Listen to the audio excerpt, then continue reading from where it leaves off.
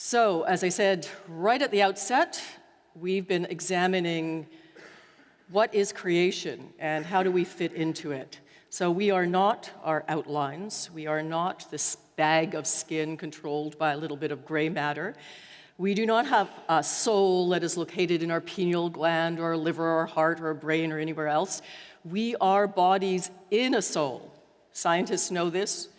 Scripture knows this. Last week we talked about the Song of Songs and why it's in Scripture in the first place, because of the importance of our bodies. And an extension of our bodies, if you will, is community, is church. Church is part of us.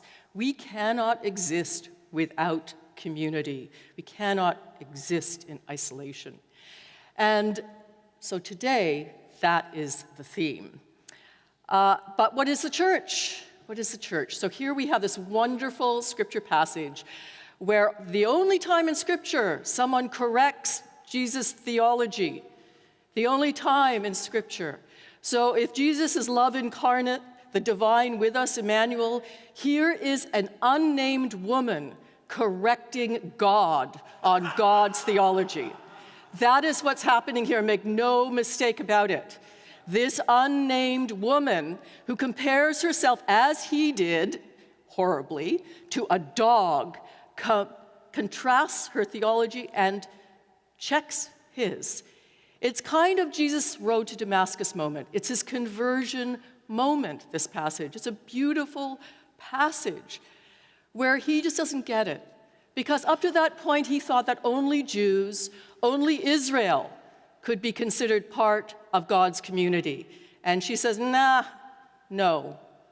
All of the world can be part of God's community, including the Greeks. She's Greek and a Gentile.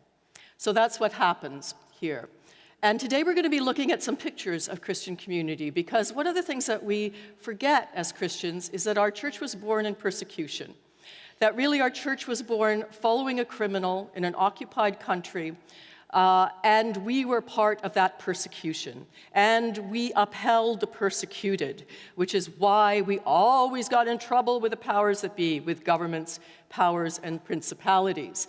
So this is from the catacombs, one of the earliest depictions of Christian community around a communion table. Always around food, always around lodging. When we were hunted, you know, in the early days of Rome, there were crucifixes that lined all the major arteries into Rome. That was how we got our birth. There is not a line in the New Testament that wasn't written in fear, under duress, being hunted. Paul wrote most of what he wrote in prison. That is our backdrop. That is who we are as church, and should still be, standing with the persecuted on the wrong side of power. Problem was, we got into bed with empire. Problem was, and we forget this, where we are protected and where we are powerful in North America, we forget that it wasn't always that way. And in fact, you can argue that when the church started to change is when we forgot that we are standing with the persecuted, and that also we come from the persecuted. So, again, another image of what it used to be like to be church. Hidden underground, hiding away, and is still church for the vast majority of Christians in the world. And this is surprising to us because we, as we should do, are fighting always against the Christian right. At least I am. I feel like Christian right is my nemesis and has been for decades. So we're always arguing with the Christian right and those, south of the border who seem to control or think they control the world.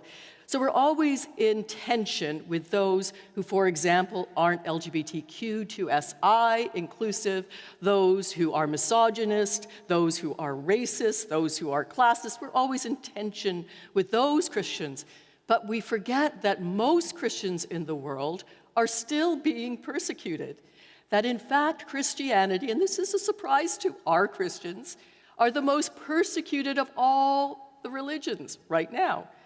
Muslims, Islam comes just close second. But there are some 215 million Christians in the world that cannot worship safely, that are under threat, that need to hide or disguise some of who they are, just like back then. And that is a simple reality of our church universal right now. It's hard to imagine because we take it so for granted in North America that it's safe to come to church.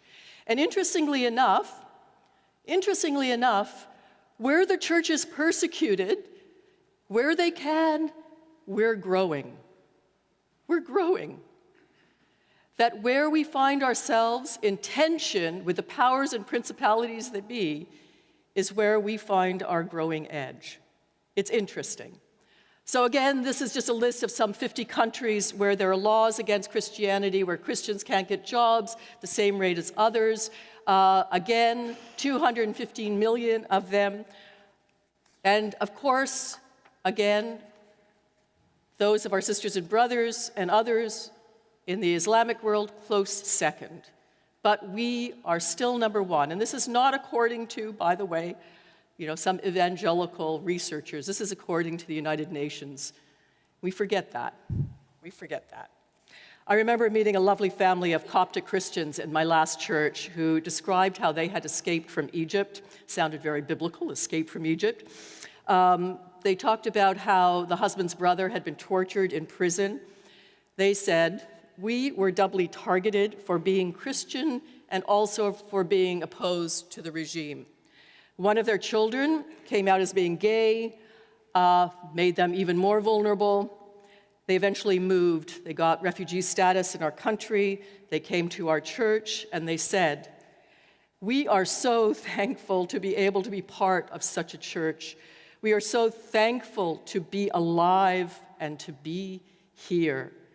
I explained how honored we were to have met such Christians from one of the oldest Christian communities in the world, Coptic Christians. And I thought of them as Jared and I prepared these slides. There are still many of them out there.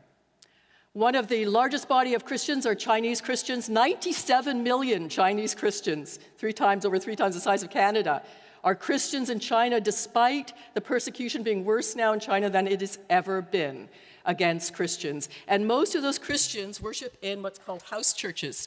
Again, below the radar of the law, like that. Bibles are being confiscated and banned. Churches are being destroyed as we speak.